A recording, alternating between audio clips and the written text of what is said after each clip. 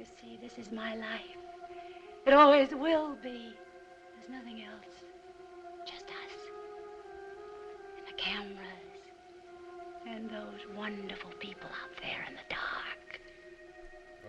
Hi, everyone. Welcome to another episode of Out There in the Dark. My name is Tom Alexander, and with me, as always, is Azed Majid. Well, okay. Okay. That's become my bit now, eh? Yeah. Maybe the bit's getting tired. Is it, though? I don't know. Well, you know the slow burn. You understand how the slow burn works, I right? know. Oh, I do. I do. It'll Maybe it'll our get listeners funny again later. It's the Letterman trick. You just repeat it You keep repeating it until it's funny.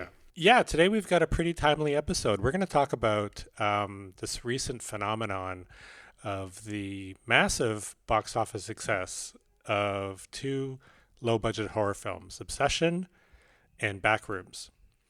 And, of course, everybody's talking about this and why is this happening? Yeah, this seemed to kind of, I mean, I'll be totally honest. I had no idea about any of this because I'm an old man. So I didn't know about this. I mean, when I talked to Ishmael about it, he was like, yeah, Backrooms. He knew all about Backrooms. I didn't know anything about Backrooms either. So I didn't know anything, but people his age did, like in their 20s, they knew all about this. Right? Yeah, because this was a big YouTube thing, like one of those creepypastas where all these different creators, you know, not just Kane Parsons, who's a 20-year-old director who made the film. He was doing all he was doing all these, but so were a lot of other people. But it became a thing. It's really, you know, people are talking about how original the film is, but it's really kind of like IP, right? Sort of. Yeah. Sort of. I mean, like we'll get into like all of the, you know, we have both have our takes on the movie, but you know, it's true. There is a kind of understanding I've been reading a lot about like how these movies got made. And with the creepypasta, with the Backrooms, yeah, you're right. There was like a kind of like already established, you know, millions of views on, you know, probably thousands of different creators, right? Mm-hmm. And then this guy, he basically learned it like how to do Blender, I guess, right? In his spare time. That's already kind of crazy when he was like 12 or 13 years old. And so he just basically put together like the best one that went the most viral. But that's a very interesting question about like who actually owns this story, you know, or this these characters and this. I kind of like that it's sort of like open season. You can kind of like take it and make it what you want, right? I don't know whether that's the case anymore with Backrooms. Like, yeah, now it would be, I guess, if somebody came up and did a Backrooms YouTube thing, would A24 sue them? I have no idea. Yeah. But, I mean, the question is this some kind of like Barbenheimer of today? Some kind of... It is like a Barbenheimer. Because, you know, Obsession opened big at like number one. Yeah. And then the week after, I think, Backrooms opened. But you would think that it would take some of the box office away from Obsession, but it didn't. Right. Obsession kept climbing up for like two more consecutive weeks. Right. So people were clearly seeing, much like myself and you, were seeing both films around the same time. Yeah. I mean, I've never been, you know, I rarely feel like compelled to go see a movie in the theater, but I really wanted to see Obsession before we did this episode, right? I had seen Backstories with you, actually, and then... Mm-hmm. So I went to a matinee film, like 1:30 p.m.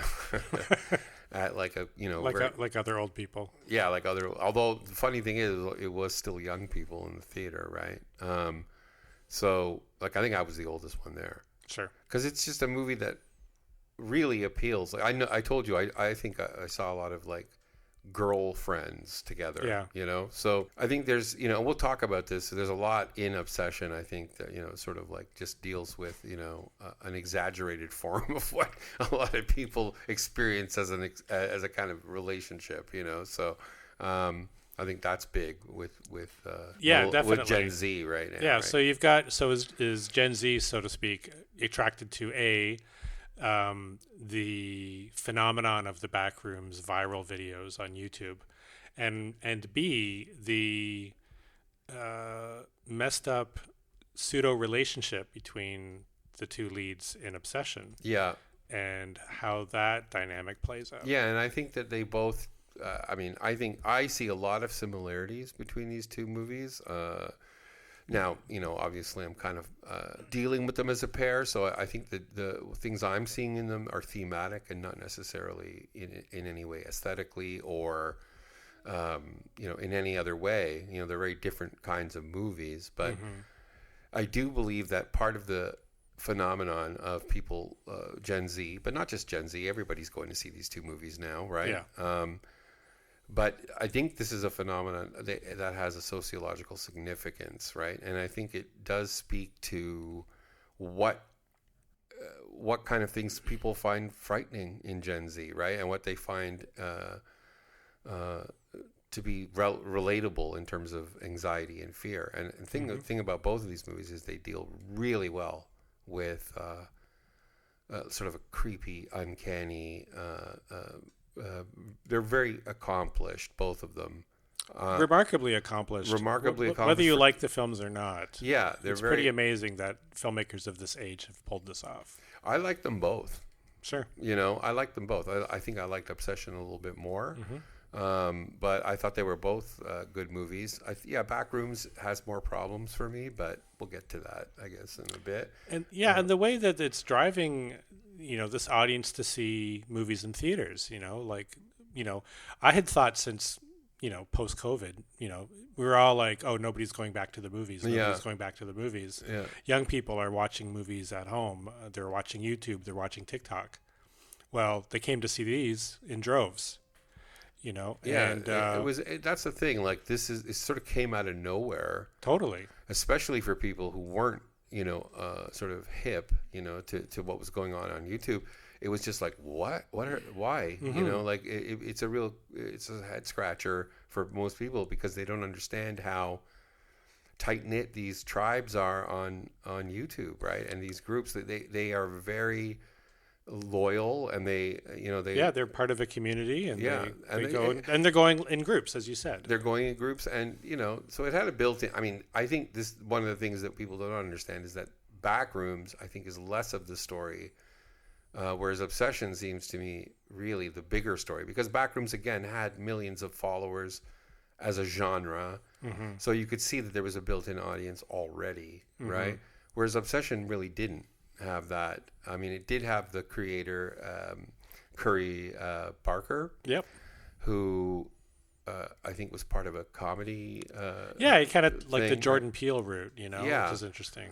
So again, they were people who had were not nobodies in the sense of the online world and the YouTube world. They had a lot of followers and a lot. And I think I heard that they were both like doing just fine financially with their channels, right? So like this was not that big of a deal. And I heard that one of them, I can't remember, I think it was Curry Barker, like basically turned down working with a lot of people because he didn't want to jump into anything. He wanted to really like stay focused. Like he was 17, the big studios started to come to him. Unbelievable. Yeah. Wow. And everybody wanted to work with him apparently, and he basically said no to everybody. Wow. Because he was like, well, no, I'm not ready for that step yet. Very mature for a 17-year-old. Oh, right? Yeah. But yeah, he wanted... I'd be on the crack pipe in like no time. I would be like, where do I sign? You could take the whole movie away from me. It doesn't matter. Yeah, I mean, these movies opened and they completely buried much bigger films. That like The Mandalorian, yeah. So Star Wars, The Mandalorian film, a $300 million production, I think. Yeah. Lost the box office to a film that cost less than $1 million to make. And that's another... Masters of the Universe was another one that disappointed because there was just no way they could get younger people out to see these movies. I think people are just fed up. Like, they've had it with that. It's like, I think Gen Z are very smart, definitely media savvy in a way that no previous generation has been, right? True. And I think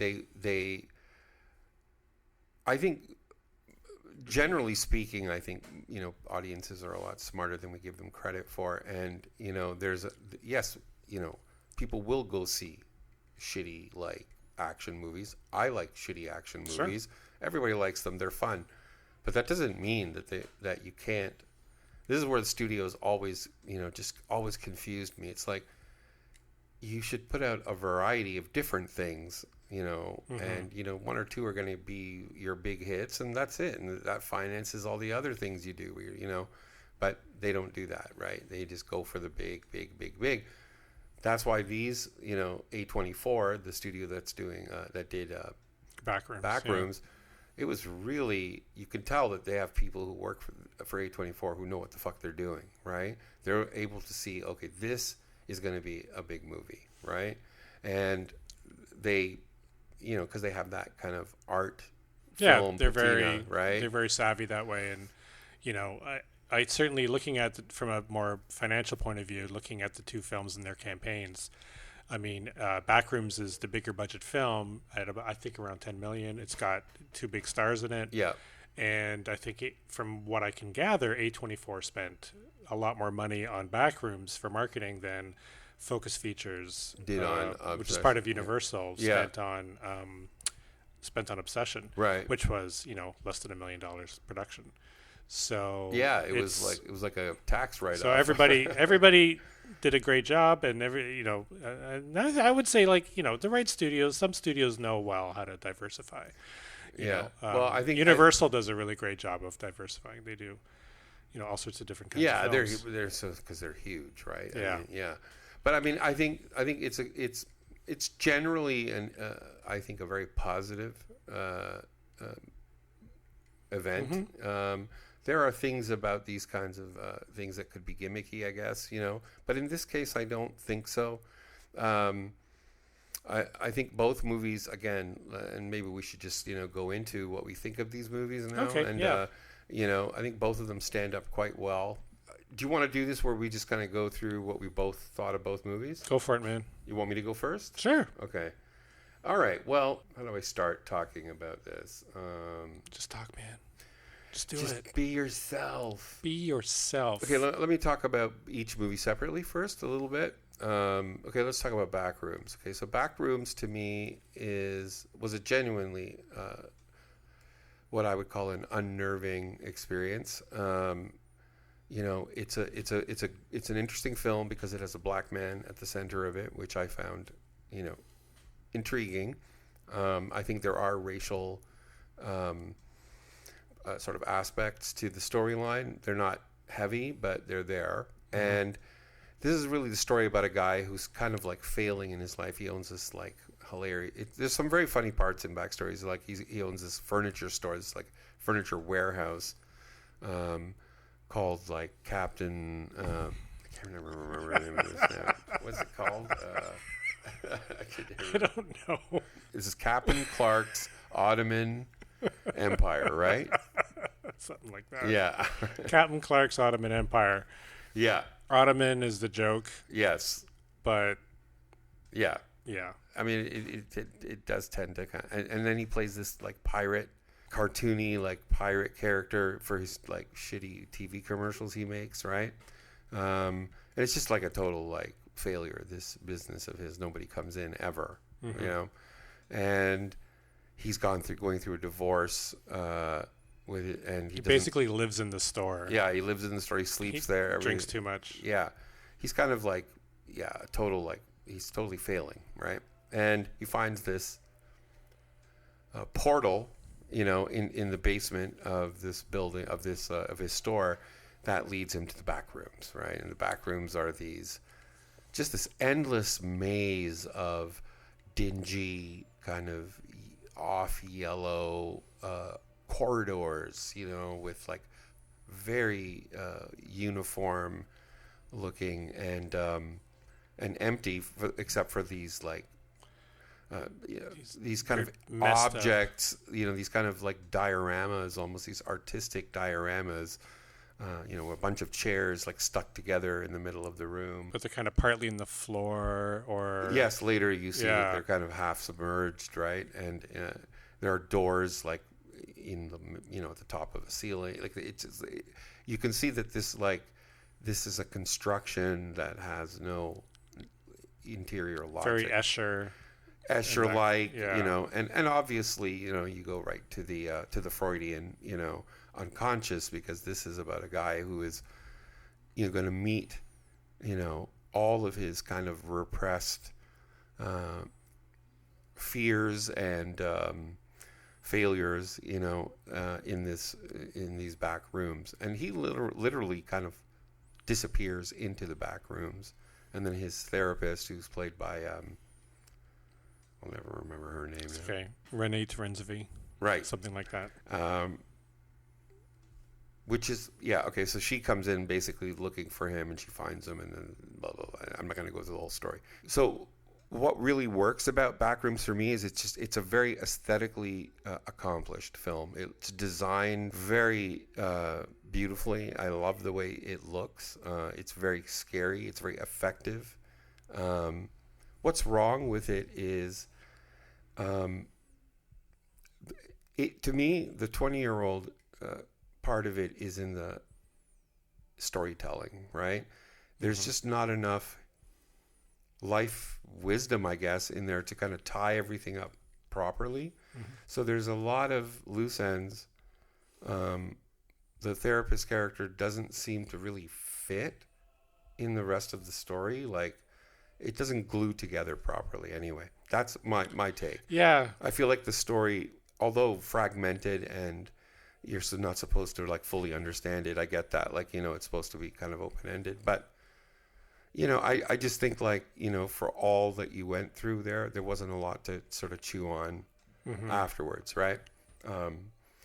Which was exactly the opposite for something like Obsession, because Obsession is like, not a it is a high concept film, but it doesn't. It basically is like it's like a romantic film, but inverted on itself in the most frightening, disturbing way. Well, let me give you my take on Backrooms before we start diving into the other film. I mean, I mostly agree with everything you're saying. I think it's a movie that is visually very striking. It's very original. Yes, it's based on YouTube shorts, but it is, for the first half of the film, it's mesmerizing. I mean, not only can you not take your eyes off the screen, but your eyes searching every corner of these back rooms in the frame, looking for some semblance of meaning.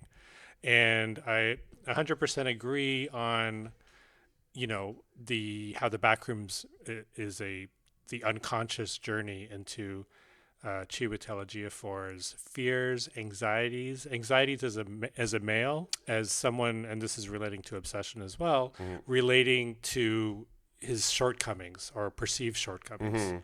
So at one point in the film, he's disappeared into the back rooms, and when his therapist goes to look for him, she finds him, and and somehow there's this world around him that's like a domestic situation in a dining room, but the other characters in it are like some kind of strange phantom, disfigured. Well, they're all like based on. They're all like chopped up in a weird way. They're all chopped up and double faces, triple faces, like bad AI or something. Yeah.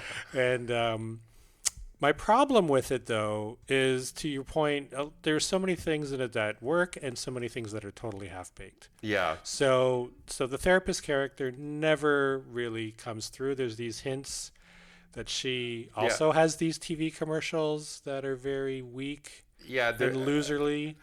And she has that, exactly. And she has that handprint, that something to do with that exact store. Yeah. That he was, but again, like, you have no... You get hints that she was abused as a child, but it's never explained. And then it tries to sort of, it hits the hammer too hard on the nail around the Freudian psychology of the character. It's like, oh, here's what represents his anger. And then this giant, scary Captain Clark shows up and tries to kill everybody. And then there's this whole half-baked thing with Mark Duplass as a scientist who's investigating the back rooms with this whole secret government organization. I know these are all spoilers, but too bad. But and that never goes anywhere. So I almost wish it had either explained nothing and just kept it as this aesthetic, creepy, eerie, thing, or just go whole hog and explain everything, turning into some other kind of film. I totally agree with you on that too. Yeah, I think it's I think it's exactly what I was saying. Like, that's where you see the immaturity a little bit. Yeah. Right? Yeah. But for all of that, still an amazing. It's a remarkable film that really should be seen on. I always tout go to the movie theater. But No, you have to see it in the theater. you have to see it in the theater because it won't suck you in the same way if you're watching it at home. I mean, we saw it in AVX, Yeah. and it was just visually like, wow. Yeah, it's a mesmerizing film, right? And it's a word we've used I think once before on a podcast, but it's like a haptic almost experience, right? Where you can kind of smell the moldiness, or the kind of like you can sort of feel the dinginess. It's very like Severance in a way, you know what I mean? Like it's that very, kind of. It's very like Severance, although Severance is very antiseptically clean, right? You can This one feels moldy, old, and it feels kind of like it's abandoned, like right? the worst office building you've ever been in. Exactly. It's got that thing, but definitely, I actually read somewhere that they were influenced by Backrooms videos for Severance, for the design of the long corridors. Oh, well, that makes perfect sense. So, I mean, I think we're on the same page. Let's go to talk about a little bit about Obsession now. So, Obsession is a story about a guy, like a Gen Z age. I think these guys are all in their 20s, right? Mid to late-ish 20s. And there are these 4 friends, 2 guys and 2 women, and they've been friends since childhood, and they all work together at a music store. They all work together in a music store. One of the girls, her father, who's played by Andy Richter, which is also scary, because like, why? Anyway, but and it's a musical instrument store. It's like a Long and McQuaid kind of thing. Anyway, they all work together. They've been friends for a long time, and in the beginning, what you see is that like this main character, Bear, is a very shy, unassuming, seems like a very sweet guy, just like a very shy, quiet, kind of nerdish guy, and his friend is trying to help him because he's had a crush on one of the girls, Nikki, who. He's had a crush on her since he was a kid, and he's never had the courage to ask her out or to tell her. And so this becomes the basis of the movie because he's trying to let her know, and she's going to leave. She tells him she's leaving the store, and she's going to like kind of move away. And so this what happens is he goes into this like store, and he finds this like in this charm store, this kind of like spiritual head shop as you call it, right? And he finds this novelty toy kind of thing called One Wish Willow, which I'm sure you can probably purchase already online. And it's basically tells you, a person will get a wish, and he buys it as a lark, and whatever. But when he can't bring himself to tell her, even though when he drives her home that night, and she's telling him, okay, you got to tell me now if you have some feelings towards me, he still can't do it. He goes, oh no, we're just friends, right?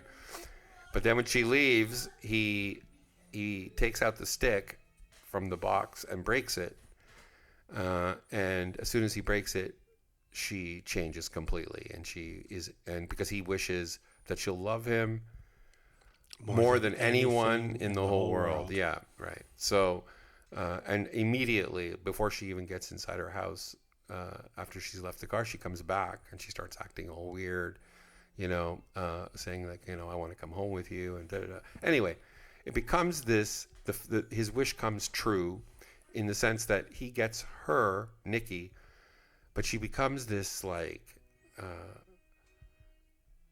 this cipher that's basically like an embodiment of his wishes and desires, right?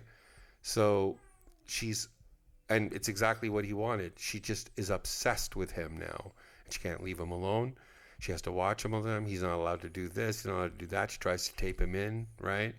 That's crazy. She's, and she's like, he wakes up in the middle of the night, and she's like nowhere to be seen, and then she kind of standing dark in the corner watching him sleep. That was so creepy. Yeah. She moves in these weird ways, sometimes like, very supernaturally and stuff. And just a lot of very scary things. And it's all about how now they're trapped together in his fantasy, right? Where she becomes this monster who basically becomes murderous, kills the other friends, right? And I won't spoil the ending, but that's basically the story. What I think of this movie is it's very mature in its writing. I thought the writing was very strong in this movie, and it connected a lot more to, other issues such as like male frailty, and the whole, like we were talking about this before, like the groypers out there, the young white males out there who, complain that they can't get a girlfriend, the incel thing that you were talking about, Tom, before. And there's this kind of like desire to kind of, push a button and make everything happen. And we live in this kind of society, right, where you push a button, now you can get anything delivered to your door. You push a button, you can buy a person if you want, right? So this instant gratification, or this instant granting of a wish kind of thing. This film, what it does is it looks at, be careful what you wish for, right? Because you may get it. And you may get it means the fantasy that you have always papers over something about the repressed within you that is driving the fantasy in the first place, right? And that part of it is is her. She is, in the classic sense of the horror film, where you're dealing with the return of the repressed and the monster. She is the return of the repressed, but ironically, he created her. Yeah, it's almost Frankenstein. It is very Frankenstein. I was just going to say that Yeah. next. I was going to say this is a very much a Frankenstein story where the creator's creation destroys him in the end, right? And it becomes a battle between the two of them, right? And what he totally rejects his creation, and the creation is constantly looking for approval from her creator. So it's very Frankenstein. It's very much, yeah. I think this is a great film. I think this is extremely. I think it's pretty. I don't know if it's great yet. I want to see it again, but okay. Yeah, okay. I did see it twice. Second time, I was looking at more things and thinking more about some of the writing and some of the imagery. It's what I thought was really unique about it was, and like you said, I called this kind of an incel nightmare / fantasy, where you don't want to work for it. You think you're entitled to have the most beautiful woman that to be your girlfriend, and if she rejects you, then she's the bad person, and I deserve to have this, even though I don't, I'm not going to change for anybody. So, and it's very clear to me throughout the entire film that although she's the one who's terrorizing him, he's really the villain. He is. She's not the villain at all. Yeah. As you watch the film, you start to realize that the real Nikki is still somehow trapped inside this demonic creature that Bear's created. Yeah. And what a great name for this character, Bear. Yeah. I guess short for Baron. Yeah. But what is Bear? Bear is a predator. But Bear is also a teddy bear. Yeah. So this character is both a terrible predator and also very soft and unassuming. Right. Both at the same time. Right. Which I think you can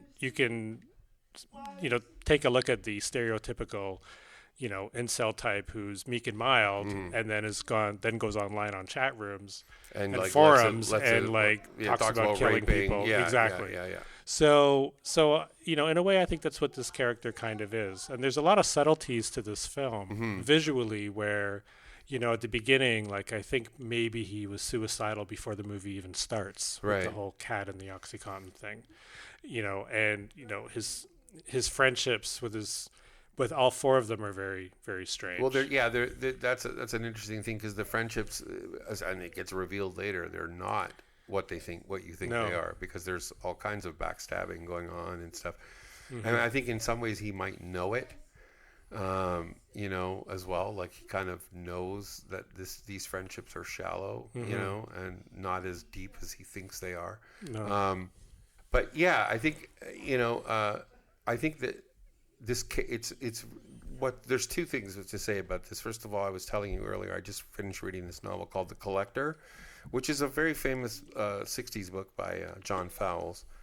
And this movie is almost like a reverse of this situation where you have a story about a guy who's, completely, like as an entomologist, collects butterflies. This book was very influential on Silence of the Lambs, by the way. And he then, starts, seeing this woman who he thinks is perfect, and he just kidnaps her and brings her to this country estate that he buys, right? And he puts her in the basement of this in his cellar, and he's not cruel to her. He's a nice person, and he's like always trying to be as accommodating to her and trying to almost become her servant to reverse the situation, right? So it's all about that concept of who is the hostage and who is the master, right? Or who's the person holding the person hostage. And, it's not as easy as it's complicated because they're both being held hostage. The aggressor is trapped by his own aggression. That's right. Right? It's like in the patriarchy, is the patriarch a victim of his own patriarchy? Exactly. As much as I think that's exactly right. Like this there's a lot about how fantasy functions in a young man like this, and it's not just about romance. I mean, you could talk about this being it's nothing to do with romance. This movie has nothing to do with romance. It has to do with control and ownership. Exactly. Right? And that's typically a male value, right? From historically speaking. And I think they're saying also this movie is really getting at that whole sort of shallow thing, because even at the end when his friend, he's trying to convince his friend to break another one of those six, because once you've broken one, you can't break another one, right? And you can't undo it and all this stuff. And when he goes to his friend at the end, he says, no, please, whatever. And so he goes, well, I wish I had $1 billion. And he cracks it, and immediately $1 billion starts falling from the ceiling. Yeah, right? that was a great scene because it just shows the absurdity of the entire concept, and also that the bear character is completely trapped. Nobody can help him. No.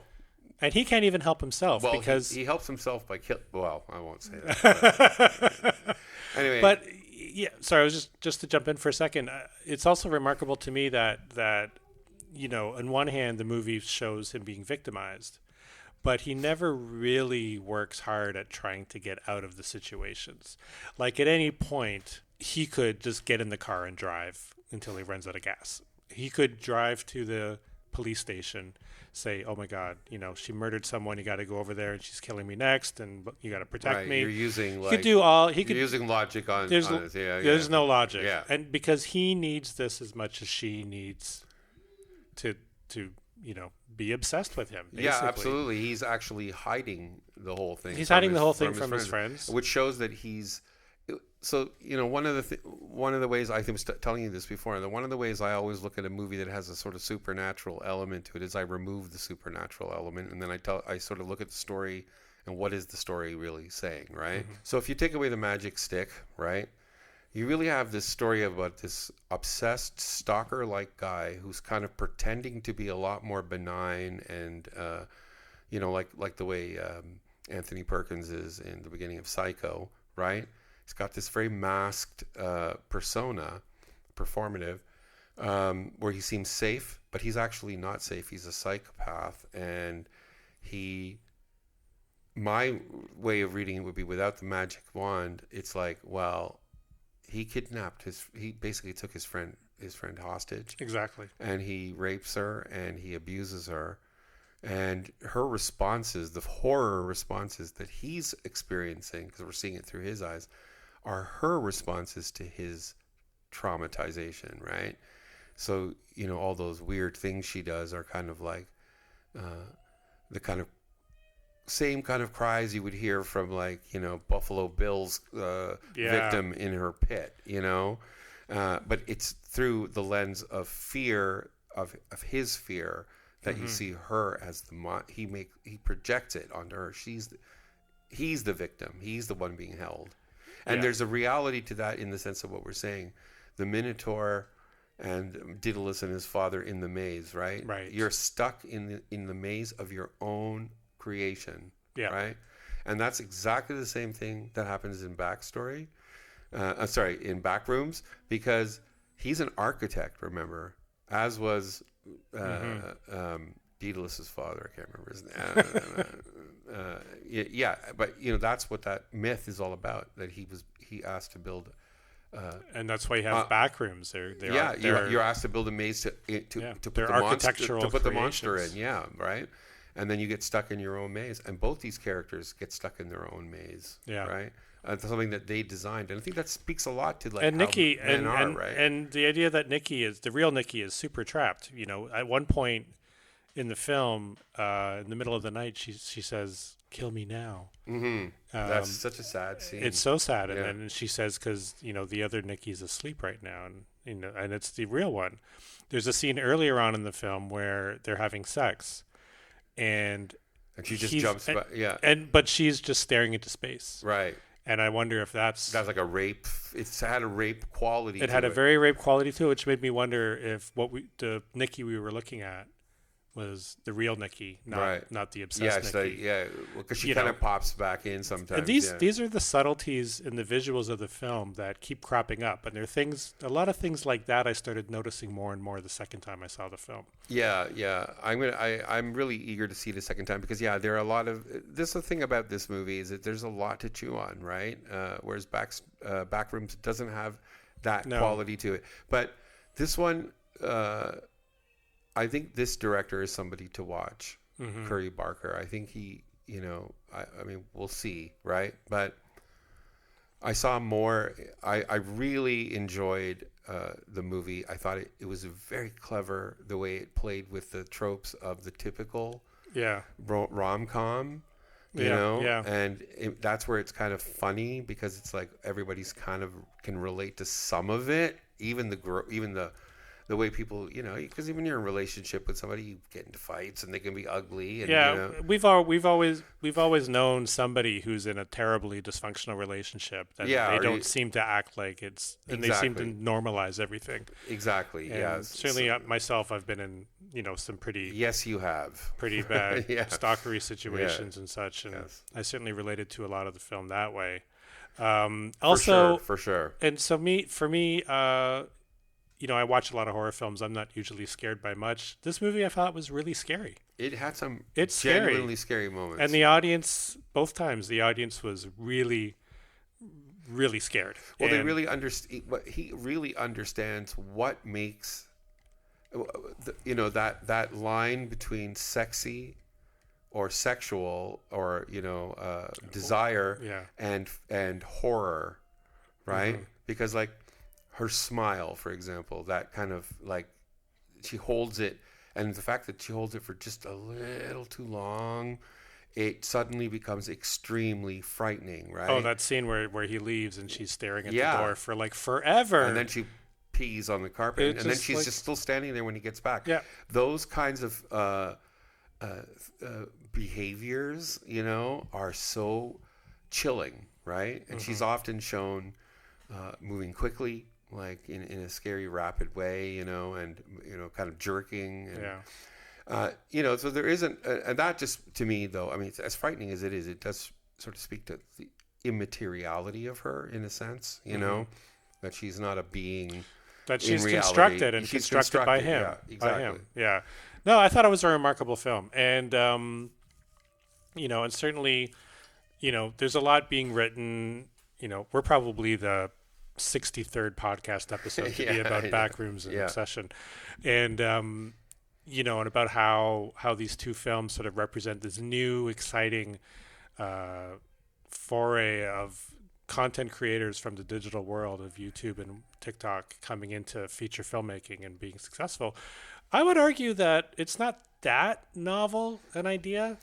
I mean, if we go back in history, I mean, we can think of one young filmmaker who made his first film after becoming a viral sensation, affecting thousands and thousands of people who were confused as to what was actually real and what was fake. And that filmmaker was Orson Welles. And before he made Citizen Kane, he was famous for creating the War of the Worlds broadcast, right? Which was listened to in everyone's homes, much like everybody watches YouTube in each other's homes. Yeah. And people didn't know whether the alien invasion was real or not. People just as took it when you seriously, watch when you watch these creepypastas and these internet horror videos, often they're made to look as if they're real. Yeah. You know, when that's they're part not. of that's part of the scary That's part part of of it. what makes them scary. Yeah. And then after the success of that, and after the way it affected so many thousands of people, again in their own homes, he made Citizen Kane. Right. At the age of 24. Yeah. So again, nothing new under the sun here. Right. And of course, we can go elsewhere in time and see how television filmmakers, television directors, and content creators, if you want to use that terminology through Right. history, launched into making feature films, getting people who are appreciating the content within their home, Right. and by these filmmakers, and then seeing it replicated in different novel fashions. Yeah. Outside their homes. Yeah, that's a good point. I mean, that's an interesting point. I mean, yeah, in a way, there's nothing new under the sun. You're right, and I think even in many ways, there isn't anything that that novel about the storytelling either. Except the only thing, what is new about these two films is that sure, you have a couple of Oscar kind of well-known people in Backrooms. Yeah. But what it really, the massive success of these is different than like a sleeper hit, right? I mean, so like, you these are so big that now I can see the concept has now dwarfed the big star, for example. Yeah. And what it allows is also that scouts or people who are looking for properties are going to start looking, in back rooms, so to speak. They're going to look in the dungeons in the back rooms. Well, I remember when I was a billion years ago, I was the manager at the Uptown Cinemas in Toronto. I remember. And you remember that theater, and it was an old vaudeville theater. And let me tell you, there's a lot of back rooms that are pretty creepy. Really? The old dressing rooms, the old vaudeville dressing rooms, the different hallways down there beneath Cinema One. Sure. It's pretty crazy. Yeah, yeah. It's out there. But that whole thing about the institutions as well, like there's something very institutional looking about these back rooms, right? Like they, it could be an office, it could be a government office, it could be a hospital. Well, we never know what kind of architect he was. He could be designing offices. He could be, but you don't know what kind of architect he is. But he's not working as an architect, right? That's the issue. His unconscious is. Yes. His unconscious built. Well, we all do that. We all do right? that. Yeah. We all have our own back rooms, yes. don't we, Azed? Yes, we all have our back rooms, and we all have our porn fantasies, don't we, Tom? I mean, both films definitely have their filmmaking precedents. I think they're both very much David Lynch. I think there's a lot of J-horror type imagery in Backrooms, and a lot of found footage type imagery. In fact, the whole first 10 minutes of the film is like a found footage. Yeah, it definitely, you definitely think of Blair Witch as a kind of antecedent. What did I think of? I thought of there's a little bit of, I think it's a very unconscious thing. I don't think the person meant to do it, but there's a little bit of Tarkovsky in Backrooms, I felt.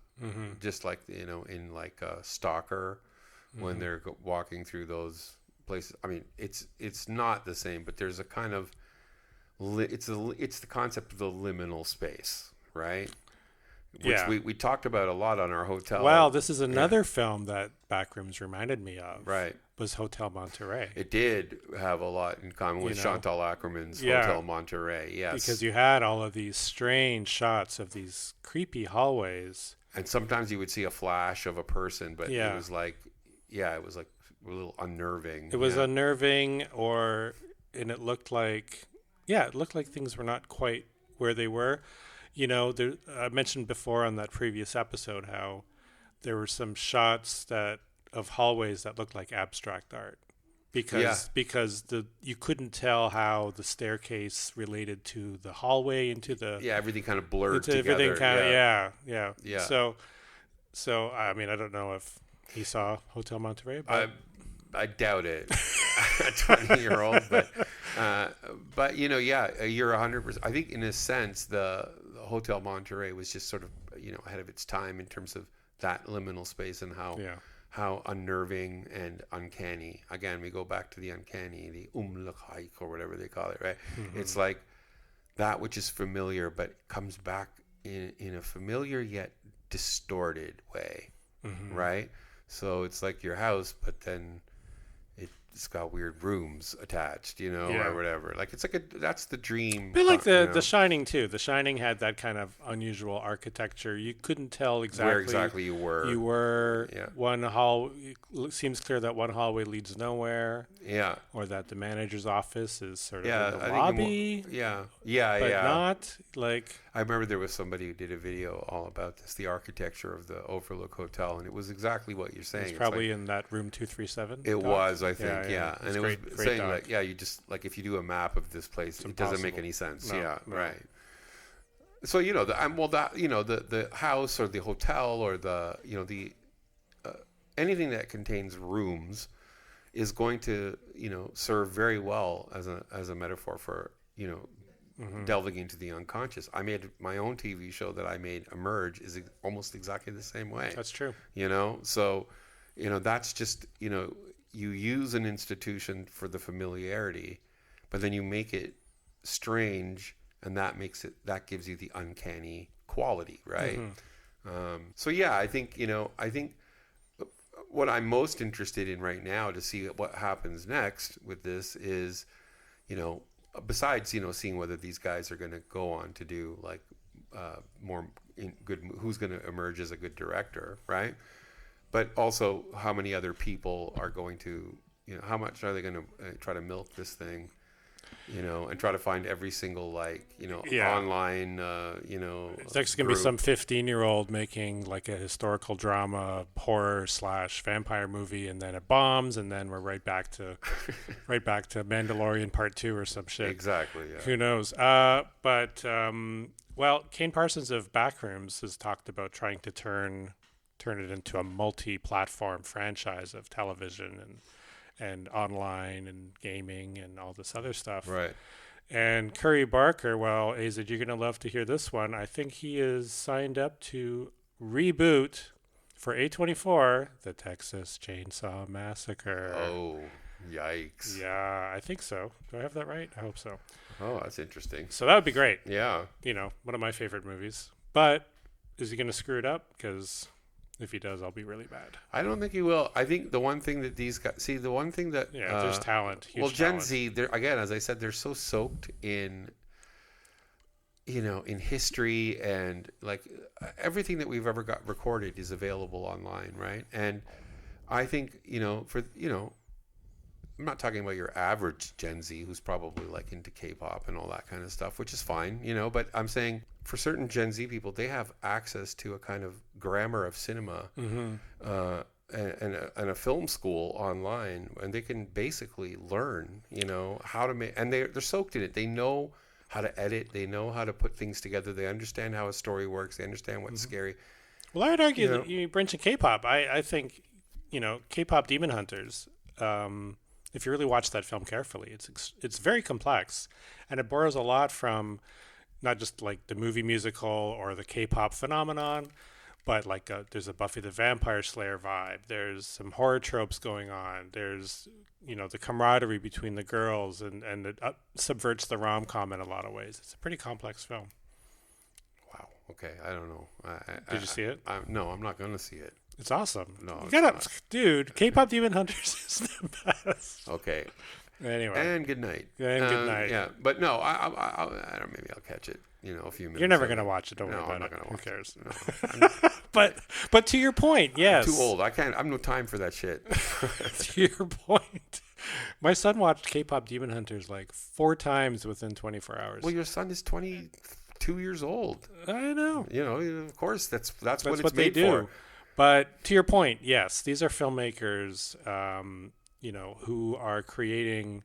There was another horror filmmaker who made something for like nothing, and it grossed like $50 million.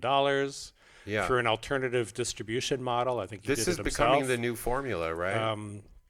There's other content based on other films based on YouTube content, like The Amazing Digital Circus, which I know pretty much nothing about. Yeah.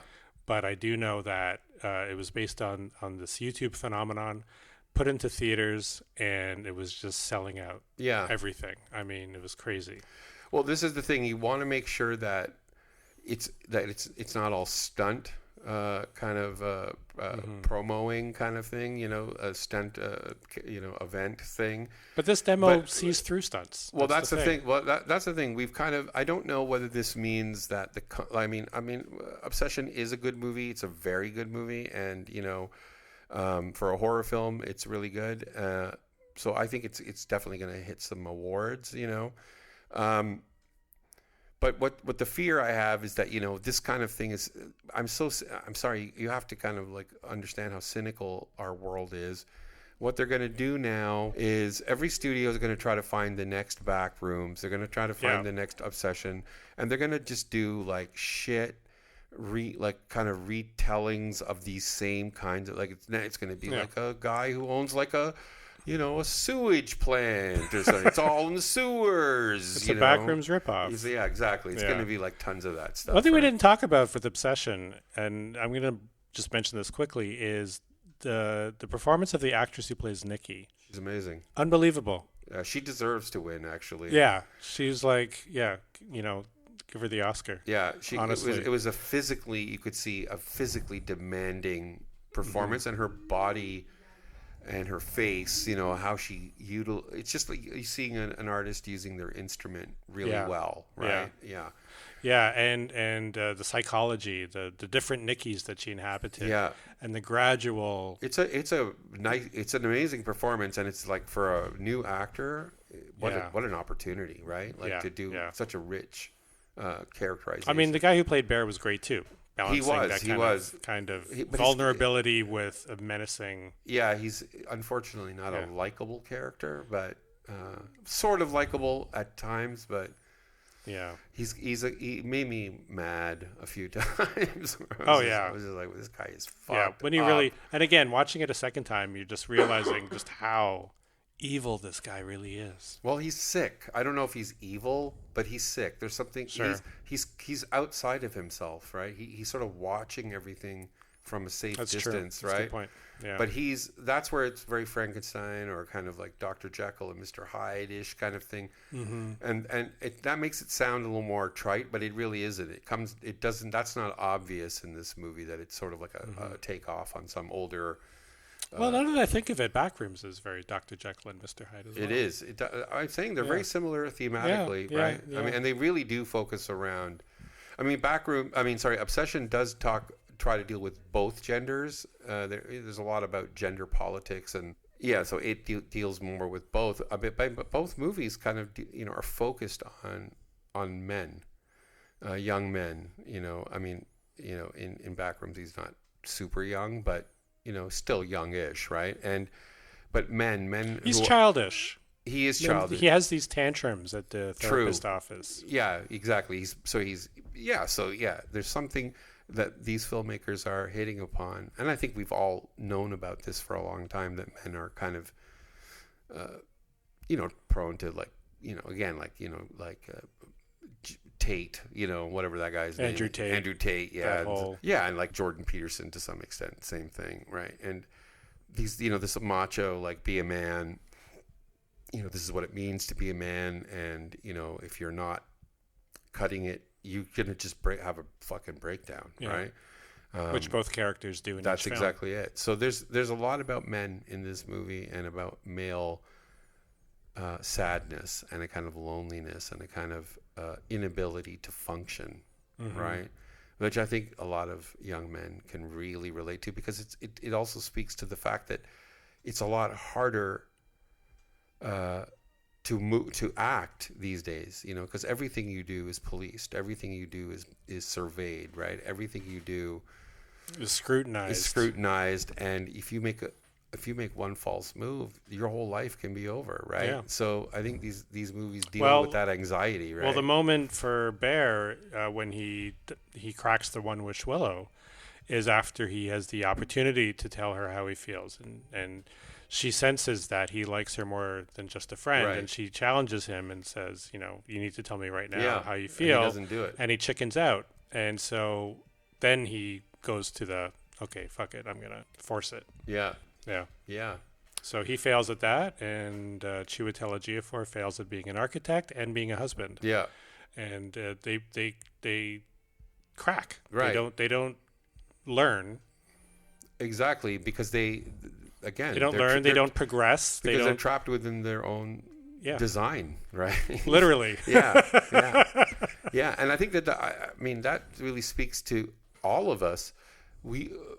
What represents a kind of getting stuck in your life, or not being able to progress, or just not being able to succeed in the way you thought you could, or whatever.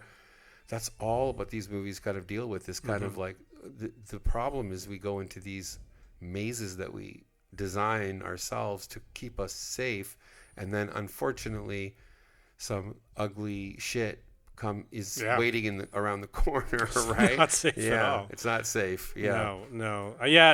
These are remarkable films, and like you say, I'm very excited to see what both of these filmmakers come up next. Yeah. I'm less excited about how other people are going to copy them. Oh, I know. That's going to suck. Other lesser filmmakers trying to cash in. But because there's so much money involved, right? There's so much money involved. Yeah. I mean, yeah. $200 million versus a $1 million budget. Yeah, it's like bananas. there's just it's a no-brainer. That's what every studio is going to want now. They're going to start turning down like multi-million dollar projects, I think. I mean, Kane Parsons, youngest person ever to have a #1 film at the North American box office. Right. Backrooms is the most successful film from Focus Features of all time. Wow. Obsession is the most successful film for other way around. Backrooms is the highest for A24. Obsession is the highest grossing film of all time for Focus Features.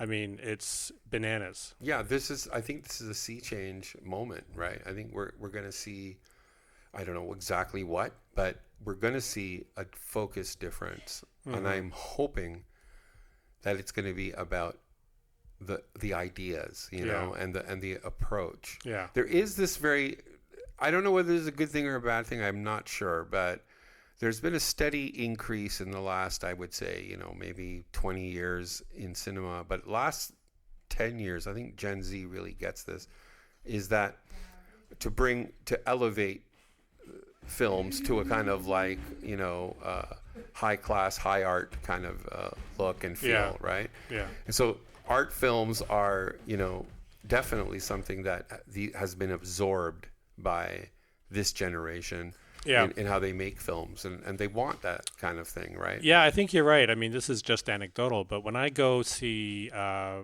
older films at rep houses like the Review Cinema in Toronto, and I look around, and it's younger people. It's all younger people. It's all younger. It's not older people like me who grew up with those films. It's younger people saying, okay, I want to experience this on the big screen, and they're in groups, and I'm with my 3 or 4 friends. And we heard of this movie, The Changeling was like that when I saw that in the big screen, Silence of the Lambs, The Others with Nicole Kidman. They were all younger people. Yeah. I think that's true. I think I'm starting to see this kind of resurgence of interest in the past in like old movies. And I think it is because people have all the tools now. Younger people have a lot more access to be able to make a cheap film. Yeah. And now I hope that this is going to be that moment where it liberates people to be more creative. Yeah. And maybe they can't afford to go to film school. So this is their film school. This is their film school. And you don't really need to go to film school. I went to film school. It was a waste of fucking time, So, I mean, you don't need to go to film school. That's absolutely true. Anyway. So there you go. There's our take on Django's down. He's going to eat his dinner. So late eating. And so I think, until next time. That's it. You're not gonna say that's it. You're done. That's it. We're done. You got nothing. Are else we done? To say? I got nothing else to say. What else? We've talked this thing to death. Did you even ask me how I am, Tom? How are you, Azed? Well, it's too late now. Sorry. Well, then I guess next time I see you, I'll see you. You know what? I only have one wish. I wish you would love me forever, Tom. I'm not leaving. Get out of my house. All right, enough. We'll see you guys out there in the dark. Bye-bye. Bye.